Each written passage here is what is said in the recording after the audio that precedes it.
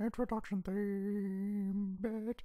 Introduction theme bit. Introduction theme bit. Introduction theme bit. Introduction theme bit. Introduction theme. Sag los! Z Special 4:4 Special Z, which will be Kamen Rider 4's The Movie. What? No, they don't meet Space God in this. Why are you leaving? Please come back. Well, fine then. An intriguing title, if one, usually abbreviated to Jitway und Pekegebuft. But before we get to the movie, as always, I'd like to share my list of moon stars ranked by popularity. 1. Of Limbo. That is all the moon stars of note. Yes, take that, Danny Moonstar of the New Mutants. Not so psyched now, are you? Psych, that was her mutant name. Jesus, don't any of you know who Danny Moonstar... This is why she's not on the list. Let's just get to the movie. Wait, I guess there's a couple things to explain about For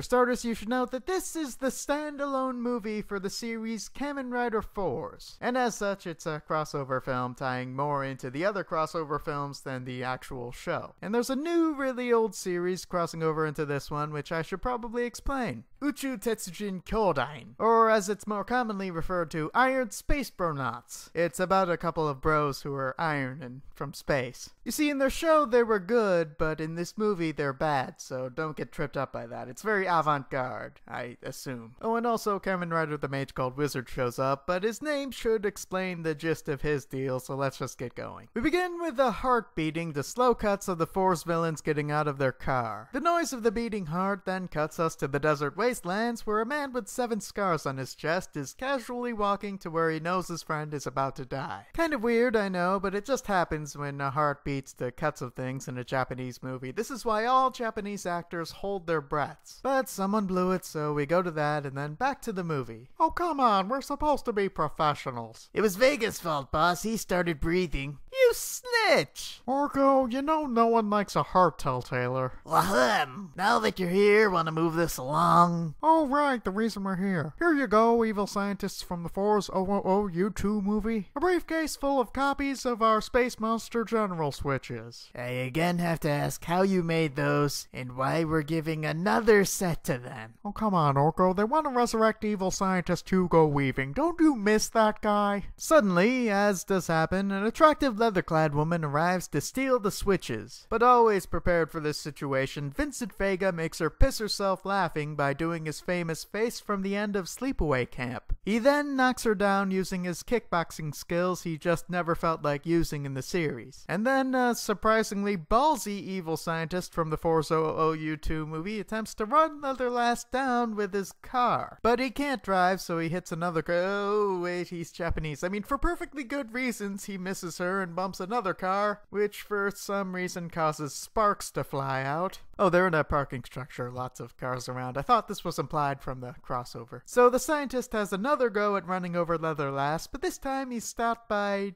a golden man with a toaster for a head, who strangely has the best character design in the movie. Hey, I know you. You stole your look from the 1976 show Iron Space Bronauts. Oh man, that show was sort of okay. Way better than mine. What's that you say, boss? Kill the jerk about to steal our movie? Well, you heard the man, Vincent. Huh? Just help me fight this guy. Oh, sure. And so Orko and Vincent make to kill Toasterhead, but wait! A helicopter starts firing from outside the parking structure. Oh man, am I glad you guys are still there. I know I'm like 3 months late for the parking structure helicopter shootout of the Force OOU2 movie, but my son had this thing, you know. Toasterhead shoots the plane down using iron Space Bro bullets from his chest. Space Bro to I told my kids you'd run a motorcycle through me.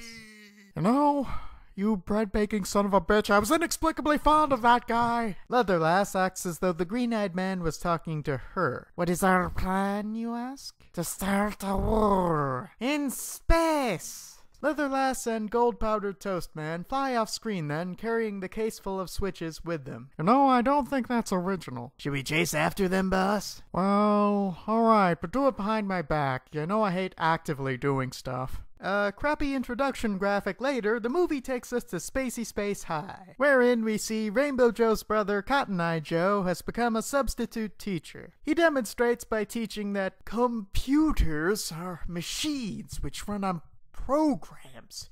They follow a kind of logic.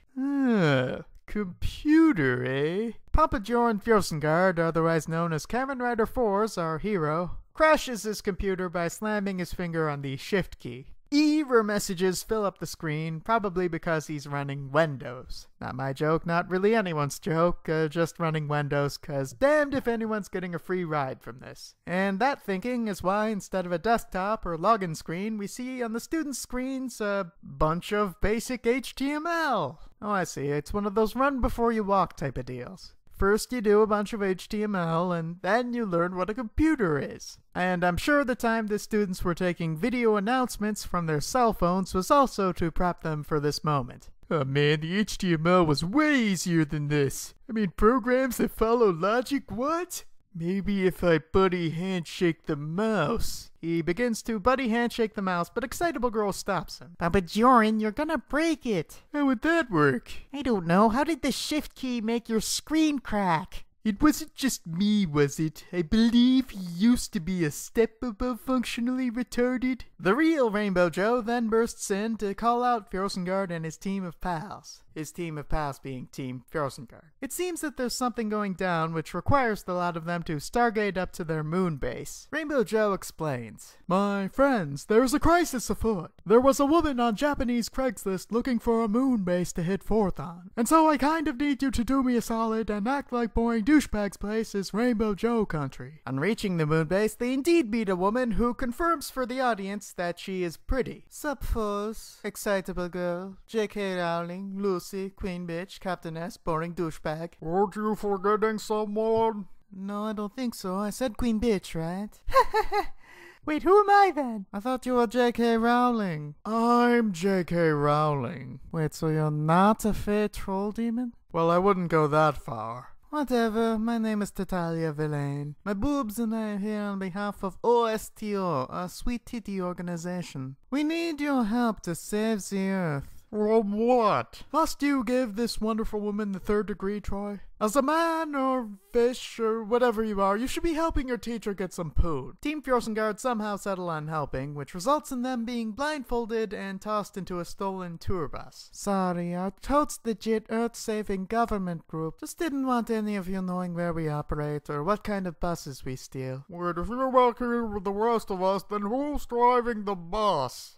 As if to avoid an answer, the bus falls under attack by the Space Broster from before. And for being bombarded with explosives, the bus gently rocks while cars explode to either side. So Toasterface turns it up a notch, firing more directly at the bus, this time causing sparks to fly and windows to shatter and all that. But the bus counterattacks by having its windows fixed in the very next shot. Still, the Toasterhead's being annoying, so Fjörsengard suits up for battle, conjuring a motorcycle from the space between spaces because once again, he forgot he can fly. So Force fights the Toaster, luring him to an abandoned factory as only a Kamen Rider could. But meanwhile, simultaneously, we see Leatherlass closing in on the bus. A random man in an SUV fires on Leatherlass with an automatic rifle, as random men in SUVs are like to. But she dodges the bullets by being pretty and then jumps the SUV by pulling her motorcycle up. Yes, you see, her tug causes the motorcycle to fly 24 feet in the air over the SUV, because Leatherlass, it seems, is the Norse god / Marvel comic book character Thor. So she then jumps from her running motorcycle to the back of the bus, which is less impressive for knowing that she can fly. And our backup hero, Donna Troy, gets to fighting her. He forgets to fight with a suit on, though, cause it's been a while. He tumbles with Leatherlass from the bus to the SUV to the ground, neither of them being harmed, of course. And then the SUV driver, having failed his attempted murder, gets the urge to kill himself. So naturally, he swerves into one of the many explosive crate-filled parking lots which are all over Japan, honoring the unwritten code between SUV drivers and those they fail to kill. Leatherlass assists suicides the SUV driver by shooting the explosive crates for him. Hitting the explosion, the SUV jumps 1.5 cars, rear-ending the third. For an SUV driver, I'd say it's a clean and honorable, if tried and unimpressive death. 2.5 stars. Troy seems shocked that Leatherlass was carrying a gun and didn't use it during their 10-hour fight, but he's a fish, so he forgets right away and continues fighting her with his mock Bruce Lee style. And so Leatherlass indulges, kicking Troy's ass with her own mock Bruce Lee moves, even going so far as to use the not really one-inch punch attack in a situation that in no way called for it.